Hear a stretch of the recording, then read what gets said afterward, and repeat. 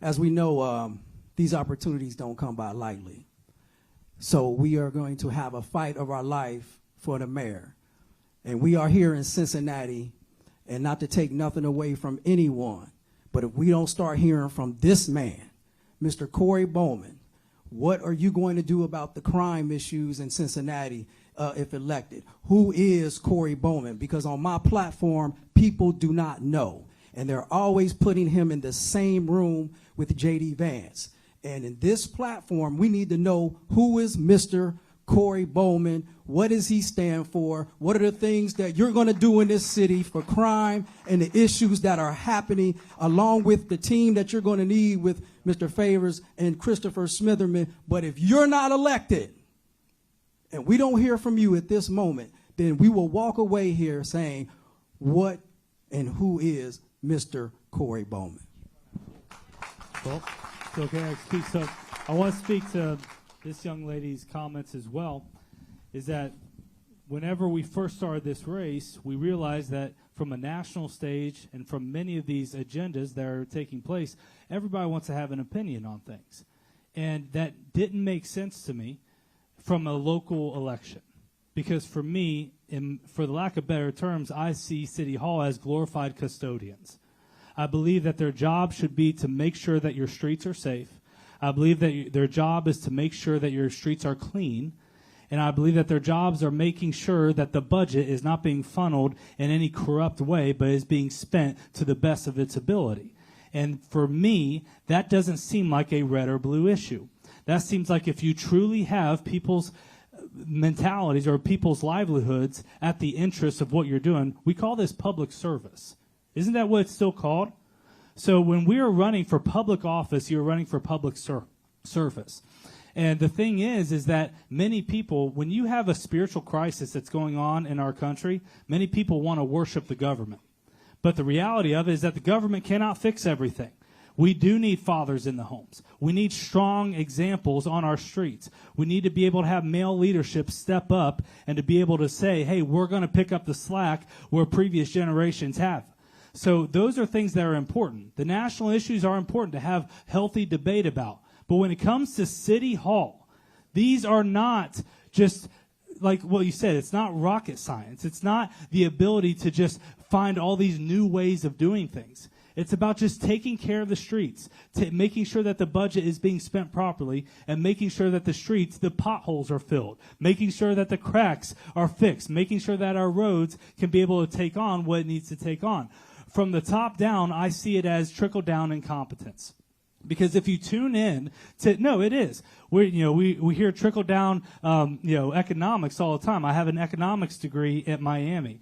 And the reality of it is that we have trickle-down incompetence happening at City Hall right now. When you tune in to any City Hall session, they're talking about, they have a resolution for a ceasefire in Israel. I'm sorry, we need a resolution for a ceasefire in the West End.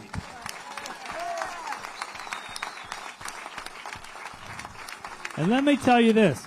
One of my biggest helps has been Christopher Smitherman, because I go all out whenever I start talking about all these issues and I start getting in the weeds. But I'm telling you this from a simple standpoint. Your money is being wasted. Your tax dollars are being abused. They're going to nonprofits that have nothing to do with this city. And I'm telling you this right now. I'm not doing this because I'm a plant. Brother Andre, the first time I ever announced that I was running for mayor, I've got all these comments saying, oh, he's a plant. He's a plant from the Trump administration to come in. I've been pastoring for 5 years in the West End. We've been feeding groceries to our congregation members. We've been able to have a front row seat. I own a business in there. One of my good friends, Mr. Noah, right here, is in the West End, and me and him probably 5 years ago couldn't have disagreed more on a lot of things. But we came together and realized something is going terribly wrong from City Hall. And let me end it with this as well, because my opinions don't come from just repeating what I've heard on a national stage. I'm in my coffee shop, and you want to tell, oh, where are you getting your information from? I'm in my coffee shop just serving an espresso. Cop after cop, city worker after city worker comes in, and they talk about the incompetence that is happening from the current administration. And that's where I get my information from the people that are on the streets that are getting shots fired at them. Noah can attest to this. We've had 3 instances where 40 to 70 shots have been fired on Clark Street from Lynn Street to John Street, and they get reported as property damage. It does not get reported as crime. So when you want to talk about your statistics, realize that nobody is calling 911 in our city. Nobody is reporting crime properly in our city. And I'm telling you that if you are on the ground, you know something is terribly wrong, and we need to have competence return to City Hall. We need to have people that know how to balance a budget. We need to have people that know that, hey, if there's a pothole, fix it. Don't just talk about fixing it. Fix it. And that's what we're going to bring to City Hall. And I'll end, I know I'm a pastor, so I say I end with this 3 times. 3 times. But I will say this, that if anything, if I get elected, I'm going to put on blast publicly all the incompetence that's happening, because when the police officers ask me, what can we do to ensure that we are going to endorse you, how are we going to know that this is going to be carried out? And their biggest concern was the judges that were releasing all these criminals on our streets.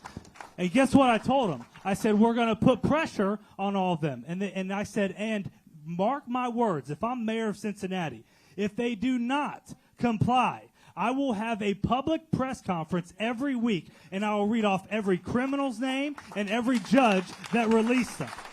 We will put a fire on the corruption of this city.